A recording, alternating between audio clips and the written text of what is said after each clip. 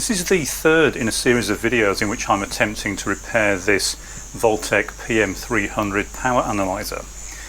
It was reported, I bought it off eBay, and it was reported to have a calibration fault, and indeed when I switched it on it was saying calibration error, and it just turned out it needed calibrating. So I went through the calibration process and it then started booting up without the warning of the error. But I still had another issue, that the fan was making a horrendous noise after a few seconds of being powered up and then stopping. And it turned out it was just full of debris, had bits of tape and all sorts of things in it. So I took it out, cleaned it, and it's been running now for about 24 hours, so that's working fine. There's no further issues with that, and so I can refit it. I was going to replace it, but I thought I'd see if I could reuse the original, and it seems to be fine. It looks like it hasn't been working for a while, judging by the colour of the shunts on the top board. They're badly discoloured, and that may explain why somebody felt the need to recalibrate this unit, simply because the shunts would have probably changed value getting so hot. But as I say, once I'd been through and recalibrated it, it started booting up, but I had to fully dismantle it to get to the fan. It's kind of the last thing that you can remove. While I've had this apart, I've also cleaned the case. You may have noticed in the previous video the display looked a bit out of focus or blurred, and that's simply because the inside of this window was absolutely filthy. It had a lot of dirt and grime on it, so I've cleaned that, cleaned the case. I'll use new thermal compound for the voltage regulator, and I'm going to start by replacing this foam. You can see it's seen better days, so I'll replace that, and then we can start to reassemble this unit. But as I say, the fan seems to be fine, so I'll reuse the original fan. So I'll get the foam replaced and bolt the fan back into the bottom of the case, and then we can start to put all this back together. I've got the fan bolted back in. As you can hear, it's much noisier when it's in the instrument, and this is an issue with the fans on a lot of equipment, and I mentioned this when we were looking at the 01 test meter a few videos ago, that when you put a fan close up to a mesh or a series of holes, it creates a lot of noise, a lot of turbulence and interaction between the plate and the holes that the fan is sitting on and the fan blades, especially when they're so close together like this. It's not too bad. Once this is enclosed, it'll be a lot quieter, but the fan does need to run on these if you intend to use it at more than an amp or so of load. So I did need to make sure the fan was working. And the other thing is make sure that the nuts aren't too close to the underside of the PCB. The PCB sits on top of this, and I think that's why the tape was originally there, but it doesn't really work that well. The best solution is a small drop of silicone sealant on the top of the screw and allow it to set, so it's like a little dome on there, and that will stay there, it won't fall off, and it will protect from the screws shorting onto the bottom of the board. So I'll do that next, and then we'll move on. I can now refit the display board. I've given it a clean. I'll give it a final dusting before I refit it, and then this just fits into the front of the machine, and then there are a few nuts that hold it in place. So I'll get that done, and then we'll move on to refitting the main boards. I've bolted the fan back into the case. Just because I had them, I replaced the metal screws and nuts with plastic ones, so there's no danger of them shorting out. It's probably not critical, but it's just my preference not to have screws so close to the underside of the main board. There isn't any mains in this area, but even so I don't want to short out the electronics and risk damaging the main board. I've refitted the display and key panel into the case, so that's now refitted. As you can see, I've also cleaned the front panel, and that's come up extremely nicely. It's in good condition. I'll put a very small amount of thermal paste onto the bottom of the enclosure where the heat sink for the main regulator bolts on, so that will allow the heat to go from the regulator into the case, keep everything cool. And we can now refit the main board. As you can see, I removed this still attached. It's not difficult to reattach this. These are all three channels are the same, so all you're really doing is connecting two of the voltage sense connections for each channel and two for the current. And the overall design of this does make it quite difficult to work on. It's kind of a fiddly thing to get apart, and if you are going to do any serious repairs on these, it's just easy to make up a jumper cable. It doesn't take very long, and that's the sort of thing you've seen me do on other projects. So before we put this back in, just a very quick look at it. Dave Jones over at EEV blog did a teardown on this, so I won't go into too much detail. So you've got three channels, all identical. They are isolated, and so effectively each of the three channels is completely isolated as far as the mains power is, or any power is concerned that you apply to them. So they are effectively taking floating readings. It's a very nice system they've put in place here, and it's fairly straightforward how this works. There's an A to D converter. Over here we've got, these are all the same for the other two channels as well, but over here we've got a ZXRE12 voltage reference. It's actually just really a glorified Zener diode, and there's a single A to D for voltage, a single A to D for current, and then just some range switching to select which particular voltage or current range is going to be used. There's an H8325 processor.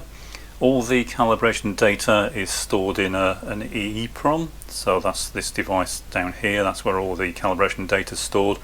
It doesn't need a battery to retain the data, it's just an EEPROM, so once the data's in there you actually have to change it, rather than it just sort of decaying if you remove power. So this is why I think somebody's attempted to calibrate this and it's failed, so you actually have to go in there and it's not going to just lose the data on its own. The rest of this is just a bit of control logic to allow the processor to control the individual parts of the system. It's all controlled through some opto-isolators to keep the isolation intact in both directions. Very simple power supply for the onboard electronics.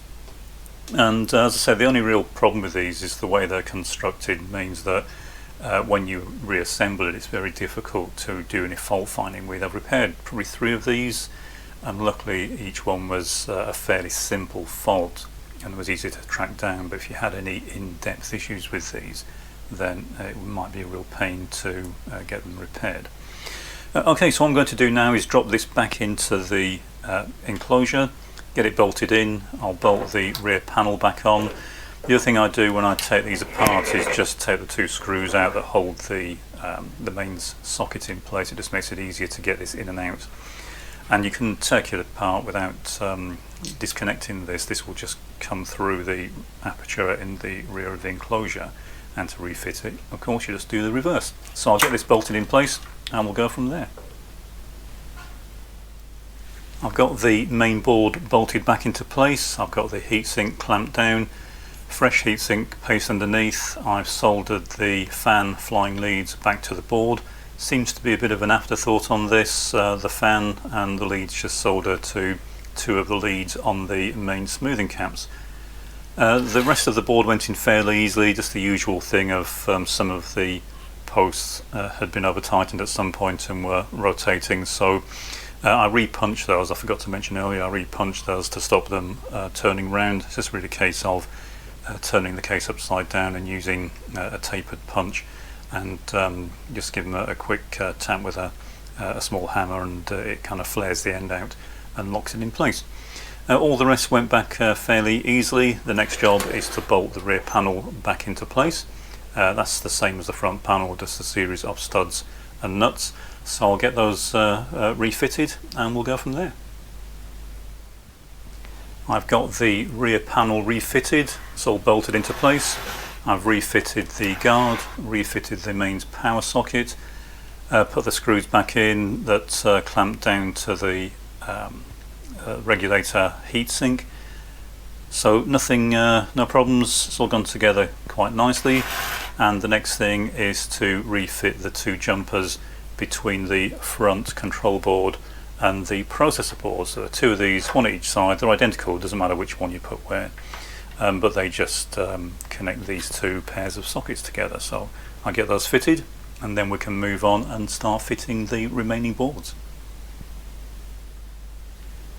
I've got the two jumpers plugged back in, also plugged in the backlight connector. If this was a PM300, the display plugs into this socket, but on the PM300 this socket's not used. The display plugs into the riser board, so it plugs into this, and this is what we need to put in next. So this just links the main board through to the top dual A to D board, and that's where this becomes a bit of a pain to work on, because if you want to do any testing on it, then you can't get to the bottom board. The easiest way of doing this that I found is to make up an umbilical for this, and I did make one a little while ago, but I can't find it anywhere, otherwise I'd show you what it looks like. But it's just basically one of these sockets with some cable in between. There aren't that many connections, because if you look on this side, these are all common, so they're all connected together, and it's just the ones on this side, but even then a lot of them are common, so there's only about 10 connections to make. So it's very easy to make up a jumper for this, and then you can run the external board out on the bench. You will need to disconnect all these and tie them out of the way, but you can connect or effectively connect signals directly to the other board. We'll have a look at that in a minute, but it's the easiest way I found to work on these. So we'll get this refitted, plug the display back in, and then we'll have a look at the top A to D board. I've got the riser board plugged in, the display reconnected, and so that then leaves this board.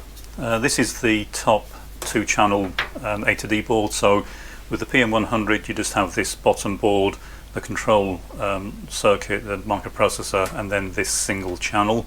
But on the PM300, being a 3-channel unit, this board adds the extra 2 channels.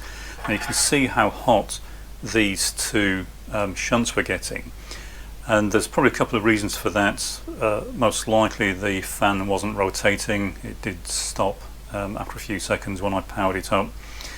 And the airflow is important in this unit, and part of that is to make sure that the foam is in place that runs alongside of the case. And the reason for that is the fan is blowing air into the case on the underside of the main board, but the air is intended to exit through these slots, and the reason it does that is because it then forces the air to blow past these two shunts. If it doesn't do that, then of course they're going to overheat. It doesn't need much airflow, but it does need some, otherwise you just get hotter and hotter being inside an enclosed case with stagnant air. So it does need to have the seals down the side of the case to make sure that you get as much airflow past these as possible. Again, that's probably why someone tried to recalibrate this. Looking at these, they've almost certainly changed value. It did recalibrate fine, so it's just really a case of going through the entire process. So to fit this, very straightforward. It's just reconnecting the flying leads that I disconnected, and they connect in the same way as the bottom. Make sure you get them in the right order, otherwise you'll have your phases out. In fact, I don't think you can plug them in the wrong way around, they won't reach, but you could mix them up, so in as much as you could get them reversed. So just make sure they're the right way around. If you're not quite sure, just look at the bottom one and use that as a reference. So I'll get this all reconnected. This then sits upside down on the top, and it plugs onto the riser board through this socket here. So I'll get this put back in, and hopefully we'll be a lot nearer to having this unit complete. I've got all the cables reconnected, and as I said, you could mix them up, but it would be quite difficult to mix all of them up. So the top bundle goes to the top, and some of those leads are obviously too long to go to the bottom ones, More importantly, the matching leads, sort of the equivalent leads on the bottom, won't reach the top. So these cables, for example, the red and the black, will not reach this top pair of connectors anyway. So as long as you bear that in mind, then it should be fairly easy to figure out which one goes where. And then you just have a black and a white, and a blue connector at the back. Okay, so what we can do now is close this up. So this goes on and it engages this connector with the top of the riser board. The whole thing then closes up, and I can refit the screws that hold the top cover in place. Before I do that, I'm of course going to try and power it up to make sure that I haven't destroyed it and it still works. Okay, I've got the top A to D board dropped into place. It's not bolted in yet. I just want to see if this unit still works. So we'll try powering it up. I've also got it connected optimistically to my bench supply, so we'll be able to see if we get any readings on the unit to make sure I've got all the cables hooked up right if it comes back to life. Hopefully the fan will not make any horrendous noises this time, but let's get some voltage applied to it. Okay, the fan's starting up. We're getting some activity on the display. It's not drawing excessive current. And we're getting the correct value showing on the display, in as much as they're all 0, but it has come back to life. I'm just going to try and adjust the contrast a bit. And the display also looks much clearer now, so I'll lower the camera so you can see the display, and then we'll try turning the bench supply on and see what indication we get on the PM300 and whether it can still read anything. Okay, I'll turn the bench supply on. It's set to 12 volts. It's connected to all 3 channels, and so it is apparently still working. We are getting good readings on all 3 channels. It does appear to have retained the calibration data. They're out a little bit because obviously it's only just been switched on, so it'll take a few minutes to warm up, but even so they're all still very close in terms of their reading. They were out a long way before. I'll just change the voltage back up to 60 volts that we're applying so we can see if we're still getting pretty much the same readings we were before, and as you can see we are. I can notice a bit of flickering through the camera display, but it's not apparent in real life. It's again just an artifact of the way that the camera works. But we appear to be getting good readings, nice and precise. So I'll finish bolting this together, replace the foam, and the last thing to refit is the IEEE interface. So I just need to put the rail back in place, slide that back in, bolt it in, and this unit will hopefully be complete. I've got the IEEE interface refitted. The track just clips into place, and then the interface slides in, and a couple of screws hold it in place. I now need to fit the 2 surrounds. So we've got the front and the back one are identical, but what I usually do is swap them over. You'll notice that they look, I'm not quite sure how well this will come across, but one of them looks quite faded, this one, and this one looks quite new, and the rear one always seems to fare better. It probably just better protected, not in the sun or exposed, and it always tends to look quite new. So I swap them over. They're identical, so you can put them either way around, but putting the rear one on the front in this case will make the unit look a lot nicer. So I get these refitted, and then it's just the outer cover to go on. The PM300 is now fully assembled, and I've got it connected to my Juntech PSG 9080. We'll see how this performs, how good its power factor is, but hopefully you can see the PM300 has come up extremely nicely. It's in very good condition cosmetically, it's very clean, and it does look like a very nice machine, so it will be a good addition to the workshop.